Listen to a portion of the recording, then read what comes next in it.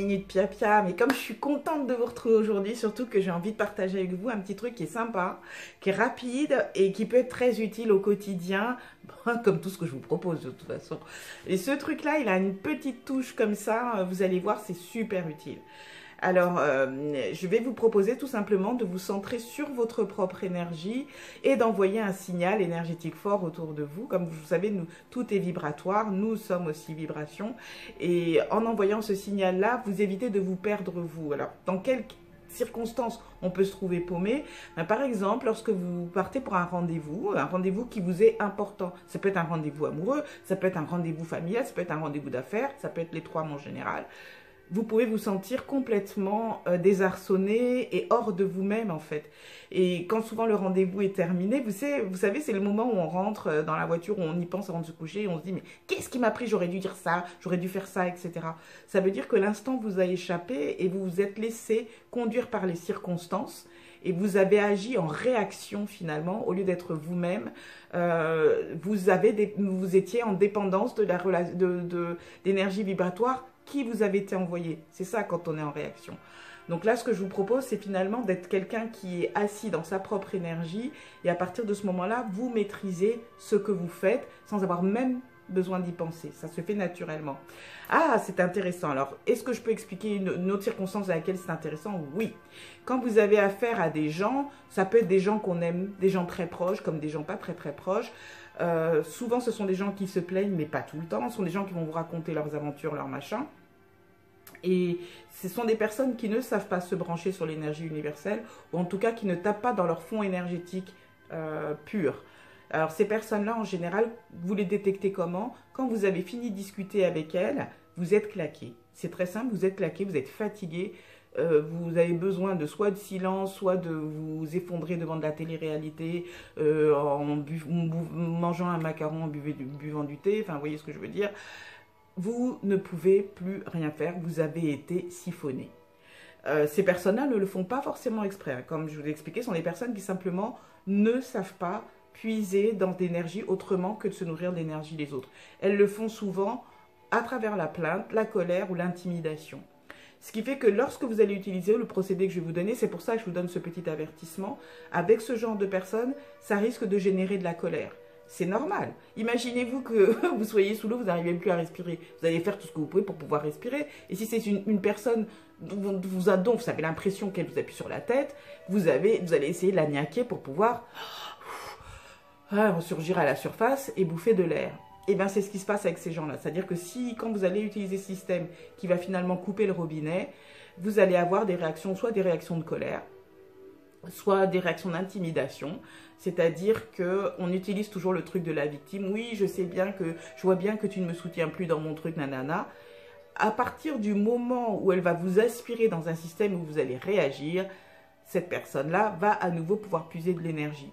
Si vous faites ce que je vais vous apprendre, le petit truc, même quand il y aura cette réaction-là, vous allez simplement la voir pour ce qu'elle est, c'est-à-dire une réaction, et ne plus rentrer dans le jeu et conserver votre énergie.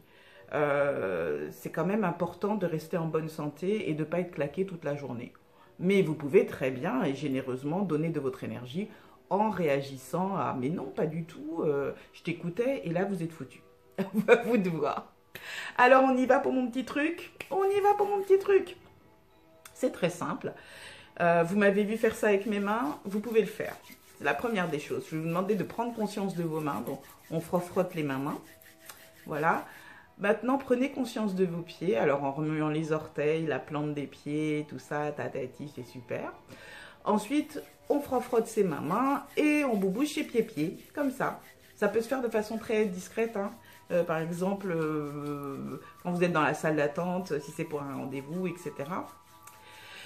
Si vous ne voulez pas bouger parce que vous ne voulez pas avoir l'air d'un vilain de James Bond auquel il manque un chat, vous pouvez tout simplement vous concentrer d'abord, penser à vos pieds, imaginez le contour de vos pieds, etc. Tiens, super, je fais un bon 42. Voilà. Non, c'est pas mon cas, moi c'est un 40, vous voyez. Vous pouvez ensuite vous concentrer sur vos mains. Vous ne faites pas en même temps, hein. D'abord les pieds, d'abord les mains. La même chose, un contour des mains, là, vous les sentez bien. Et maintenant, vous pensez aux 4 en même temps. c'est l'exercice le plus difficile, le moment le plus difficile. Attention, roulement de tambour, pieds-mains ensemble. Une fois que vous faites ça, eh bien c'est très étonnant, mais le phénomène est physique. C'est tout le corps qui va réagir énergétiquement. Quand vous apportez, si vous voulez, quand vous mettez votre conscience sur les pieds et les mains en même temps, vous réveillez l'énergie entière de tout votre corps, tout le corps énergétique. Et on a vu ça dans l'effet Kirlian. Alors comment expliquer l'effet Kirlian rapidement? C'est une façon de prendre en photo en fait votre champ énergétique. Et on a remarqué qu'en faisant ça, les gens, si vous voulez, c'était vraiment un feu d'artifice partout. Ce qui est quand même intéressant. Et c'est ça qui vous permet d'être vous. Parce que vous avez réveillé toute votre énergie dans son intégrité. Vous êtes vous-même. Et vous ne pouvez plus, si vous voulez, vous recréer cet espace entre vous et l'autre. Vous affirmez à l'air, à l'univers, à la terre sur laquelle vous êtes. Voilà, je suis là. Et voici mon champ d'espace. Voici mon espace. Et c'est ça qui fait que la personne ne pourra plus venir se grappiller dessus et vous voler de l'énergie. Parce qu'il faudra qu'elle se construise son espace. Et souvent, ça crée la panique, d'où les cris, les tentatives d'intimidation, enfin tout ce que vous verrez. Mais ça ne vous atteindra pas. Et vous serez même d'ailleurs stupéfait de voir à quel point la conversation après, en général, prend un tour plus intéressant. Parce que la personne cesse de tourner en rond. Parce que c'était un procédé inconscient, hein, on l'a dit tout à l'heure, pour prendre de l'énergie. Donc voilà, la minute Pia est terminée. Moi qui avais dit qu'elle serait courte, elle était quand même un peu longue, mais j'espère qu'elle vous a aidé. En tout cas, moi je m'en sers assez souvent. Ça me permet de rester correcte dans beaucoup de situations et d'essayer d'en tirer le meilleur. Même quand je sens que les choses tournent en longueur, j'analyse ça et je me dis, ah oui, là c'est de la prise d'énergie, ok, main, pied, boum. Vous voyez? Voilà, on se dit à la prochaine. Hein. Je vous souhaite bien entendu le meilleur. One love. À bientôt.